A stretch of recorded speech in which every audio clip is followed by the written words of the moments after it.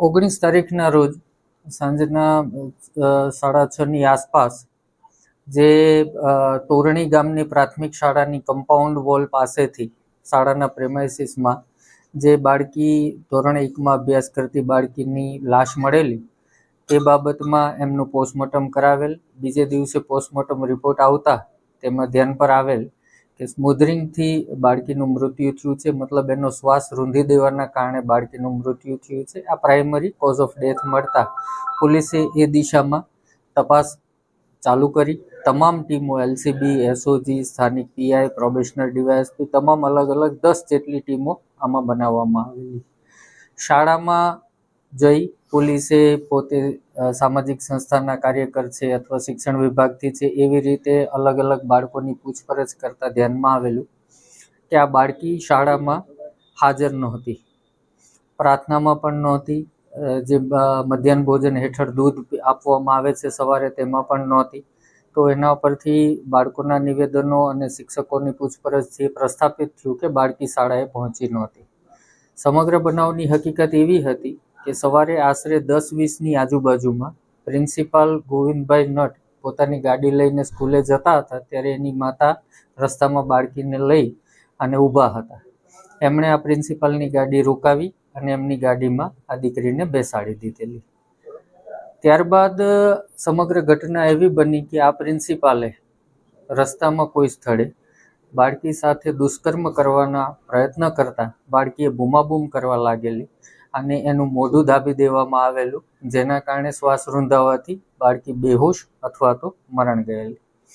ત્યારબાદ આ પ્રિન્સિપાલ પોતાની ગાડી, જે સંપૂર્ણપણે કાળા કાચવાળી ગાડી રાખે છે, આ પ્રિન્સિપાલે પોતાની ગાડી શાળામાં જઈ નિયત જગ્યાએ પાર્ક કરી લોક કરી દીધેલી. સાંજના આશરે 4:45 એણે ગાડીના કાચ થોડા ખોલી નાખેલા, જેથી કોઈ વ્યક્તિ જોવે તો એવું પ્રસ્થાપિત થઈ શકે કે ગાડીમાં પુરાઈ ગયેલી.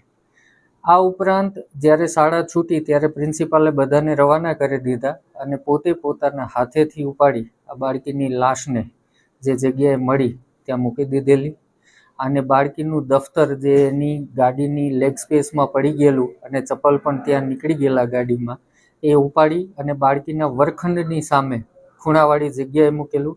જે અમારી પૂછપરછમાં બાળકોએ સ્પષ્ટપણે જણાવ્યું હતું કે આખા દિવસ દરમિયાન આ દફતર અહીંયા નહોતું. આ તમામ હકીકતો ધ્યાનમાં આવતા તમામ શિક્ષકોને અત્રે લીમખેડા પોલીસ સ્ટેશને સઘન અને સતત પૂછપરછ કરેલી અને તમામ ટેકનિકલ ડેટાનું એનાલિસિસ કરતા પ્રિન્સિપાલ કબૂલાત કરેલી અને ભાંગી પડેલા. અને એણે જે પહેલાં સ્ટોરી કરતા હતા કે મને ખ્યાલ નથી, મેં ઉતારી દીધી હતી, એ જ પ્રકારની વાત કરતા હતા, એ તમામ બાબતોમાં સત્ય સામે આવ્યું અને આ સંપૂર્ણ કૃત્ય પ્રિન્સિપાલ દ્વારા કરવામાં આવેલું હતું અને તેમના દ્વારા આ રીતે આ દીકરીની જે લાશ છે એનો નિકાલ કરવામાં આવેલો હતો.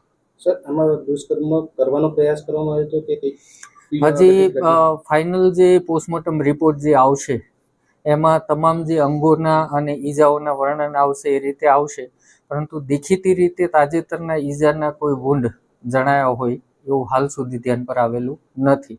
એમ છતાં બાળકીના અડપલા કરવા અથવા દુષ્કર્મનો પ્રયત્ન કરવો જે બાબતની કલમો ઉમેરી અને એની કાર્યવાહી હાથ ધરવામાં આવશે. સર, પોલીસ પૂછપરછમાં આવું કોઈ કે એડલ્ટ મૂવી જોવાનું કે ફોન જોવાનું શોખ હોય? ના, આરોપીના ફોનમાંથી એવી કોઈ હકીકત હજી સુધી મળી નથી, પરંતુ એમના ફોનને ફોરેન્સિકમાં મોકલવામાં આવશે, જે એમની ડિલીટેડ હિસ્ટ્રી તમામ રિટ્રાઈવ કરવામાં આવશે અને જેના ઉપરથી આ હકીકત ધ્યાનમાં આવશે. અને મુખ્ય વસ્તુ એ છે કે આ સંપૂર્ણ ગુનાનો જે ભેદ ઉકેલાયો છે એ ટેકનિકલ એનાલિસિસથી અને ખાસ કરીને આરોપીના ફોનથી જ આ ગુનાનો ભેદ ઉકેલાયો છે.